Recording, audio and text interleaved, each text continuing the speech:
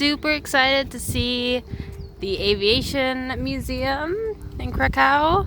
It's supposed to be like one of the best ones in Europe. Airplane. Happy boy.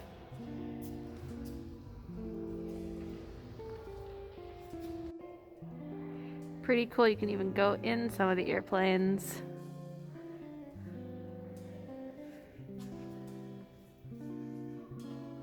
Today almost. Super cool, like this helicopter was donated by Canada, and you can see it has like all the Canada and the Canada flag. This aircraft is the only surviving example, 1919. Yep. Crazy, like it's literally just made out of wood. Check out the like if any car person knows, the radiator is strapped because it's a water-cooled engine. Is literally strapped over top of the pilot. Just like the most ridiculous. Like they had to figure out how to cool it. And that's like totally like an afterthought design. So funny. Also scary. I would not want to be in that plane. Nope. But this thing like had probably like 100 or like 50 horsepower. You know, like didn't actually create a whole lot of power. It's interesting to see like you think this is how big engine like our Yaris engine. The 1.6 liters, so from the front of the block to the back of the block, it's probably only about that big and produces like, 5 times the power. So this plane is an Aviate-B Harrier. It's really cool because it can take off and land like a helicopter vertically, but it's also a fighter jet.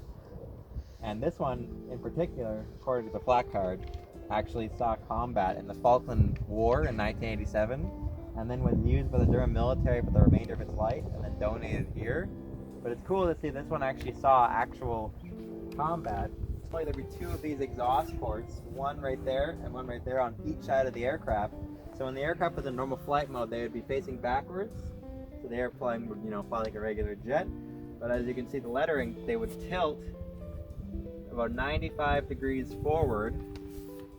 So then they would actually be able to levitate, take off, and land vertically. Those 2 over there are both American ones. The one that's kind of in the corner over there, where you can see the back of the wing, saw combat in the Korean War. All these aircraft are donated by like countries. So it's kind of cool. It's cool to see that the real aircraft, right? Like models or testing. They're actually real. They actually all have the pilots' names on them too. If you look close enough, like the one French Mirage has about like 5 different pilots' names because it was in operation from the 60s to the 80s. So you can see all the different names of the people who operated it. Does it show also how many they like shot down? I mean, I don't think that one in particular saw combat, so no. Oh, okay. The cool thing about this one is it has I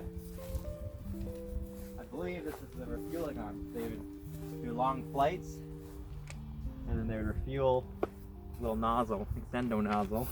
Cute. This one kind of looks like a guppy because of the engine just below the front, right, for the jet engine. I always thought it looked kind of funny. They do look funny. But I mean, it's totally cool.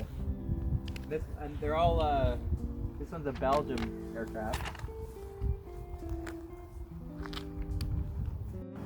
It's really interesting. In this building or part of the museum, they have a lot of the airplanes that are like the last surviving ones. Like that's the last surviving one. That's Polish airplane. This one too. One last surviving one. And then this Renault from France is one of 2 last surviving ones. So it's pretty cool. Gun simulator. Go get 'em. Yeah, shoot down those airplanes.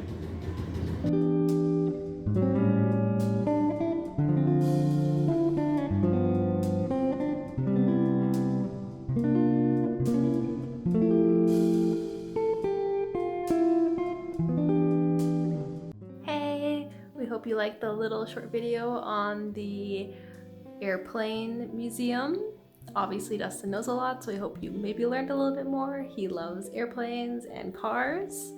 Next week we're gonna have a video just on cars, so don't worry if you're a little bored with like the travel content, but we hope you can like and subscribe so we can do more videos about us traveling and obviously with the car.